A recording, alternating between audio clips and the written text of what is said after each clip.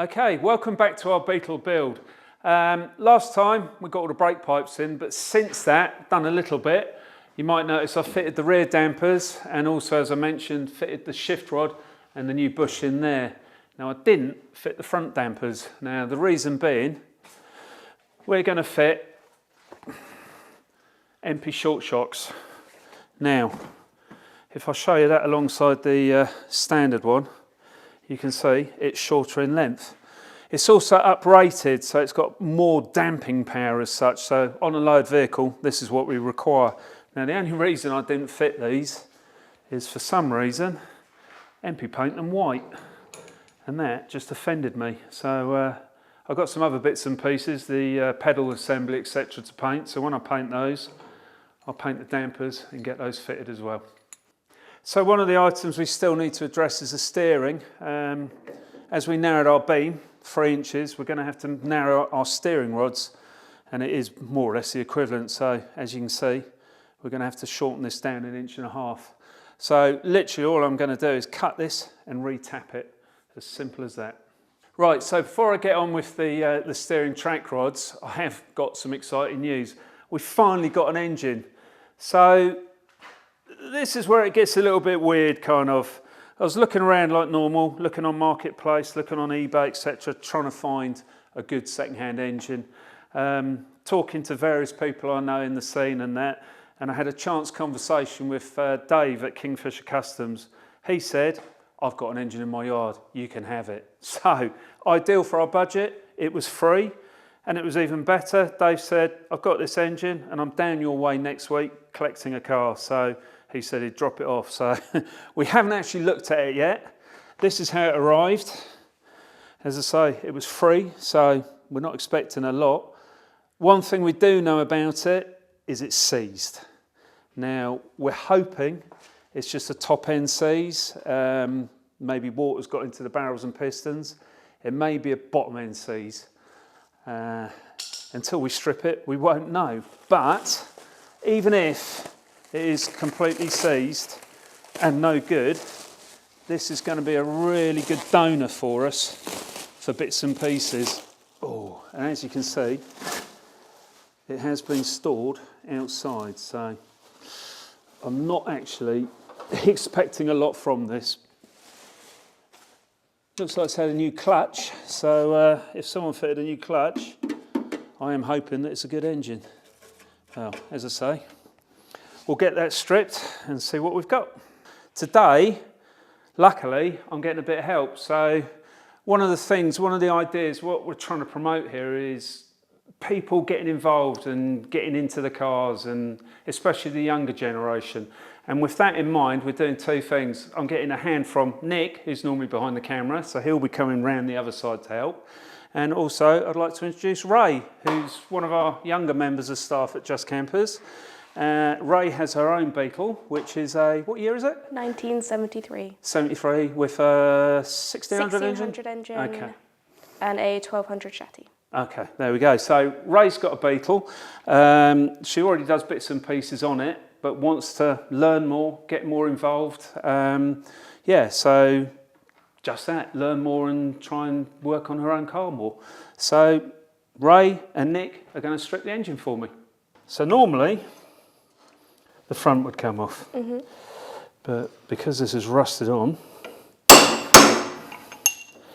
So when you put them on, is there a certain way that they have to be tightened up? Yes. Okay. It's they have shims in between them. So when I get this off, I'll show you. Wow. Right, so if you look at the belt, it's tapered, or the pulley's tapered, so it's like on a V. So you've got shims in between, you just see there's one shim in there. So if you put more shims in, this gets wider, so the belt goes further down. If you take shims out, then this comes in tighter and the belt will ride up the V, and that's how you adjust it, because the belt is V'd also. So yeah, you shim it in and out. So there we go, got that off. Yeah. hopefully this engine will be okay. Oh, there it is, and there should have been a woodruff key there. Yeah. That fell out of there. Okay, there you go. These normally jam in and you can't get them out. Yeah. So that's brilliant, yeah. So they normally get stuck in, they normally break, and then you have to get a tap in there and pull them out. And what's left in there, that's the fuel pump push rod. So we'll have to see if we can get that out as well.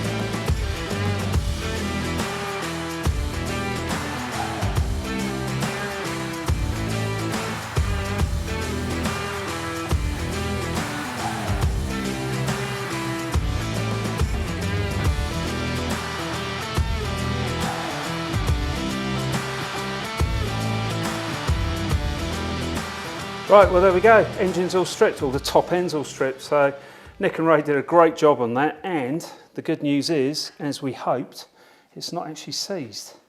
It turns over, so all the problems were in the top end where water had got into the barrels and seized the rings up against the pistons, so good job. You enjoyed doing that, Rae? Yeah, it was good fun. Excellent. Learned something? Plenty. Good. Right, so yesterday was actually a really good day. Rae and Nick did a lovely job of getting the engine stripped.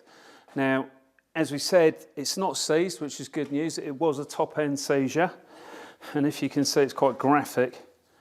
So clearly, while the engine was stood, I should imagine the inlet valve, no, it would have been the exhaust valve because it didn't have an exhaust on it. The exhaust valve was open, allowing moisture and, well, there's sand and all sorts in here to get in and lock the engine up. So with the barrels off, that's all good. We're going to fit new barrels and pistons to it, and hopefully the engine will run again. Now, Rae can't be with us today because it's her birthday, so happy birthday to Rae.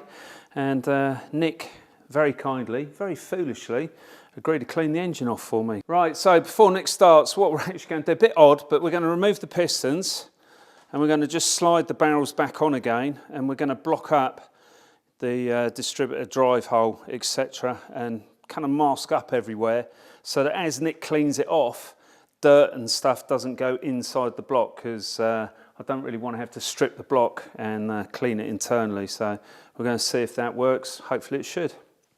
Okay, so they're easy enough to get the gudgeon pins out. There's just a little circlip there, remove that, and then we'll just knock the gudgeon pin through from the other side.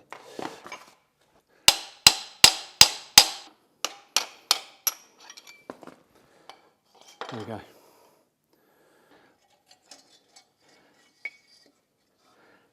In an ideal world, we'd have had this steam cleaned. We'd have had it steam cleaned before we took the engine out of the car, but that wasn't the case. So that's the stuff we use. Renox degreaser. It's a cold degreaser, so it doesn't need hot water or anything to make it activate. And also I'll just be using the carb cleaner again. Carb brake cleaner works wonders on this sort of thing. So, it's going to be a bit messy, so Nick's got his gloves on and we're going to let him at it.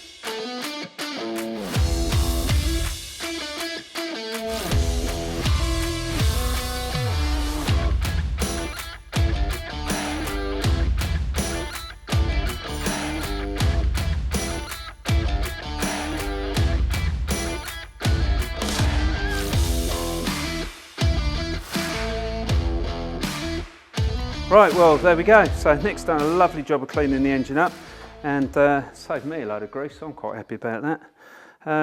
So that's the starting point for the engine. We've still got to get a few more bits off, get the front pulley off, get the tin off, and then we will look at stripping the heads, redoing the valves in the heads, and then lapping the barrels in, putting the new barrels and pistons onto the block and building this engine up. So yeah, that's really good. I'm happy with that. While Nick was doing that, I've been busy. Now, one of the things we needed to discuss was wheels. So, our Beetle's a 4-stud Beetle, so we're slightly limited on wheels. I mean, traditionally, it would have probably gone for like a 8-spoke MP or maybe a 4-stud Sprint, something like that. But we've decided to go for the steel wheels that we sell. We're doing 6s on the rear and 4.5s on the front. The rears, or the wider ones, we also do an 8-inch if you want one for a beach buggy or something like that, or a trike maybe. So yeah, so I've started cleaning these up, ready for paint. Other bits and pieces, I cleaned up the handbrake, ready for paint, and the dampers that I said about in white, so we're going to get those painted as well. Now on to colours, because that is something else we've been sort of discussing, me and Nick, and thinking about. Wheels are going to be a different colour to the car, so we'll come back to that.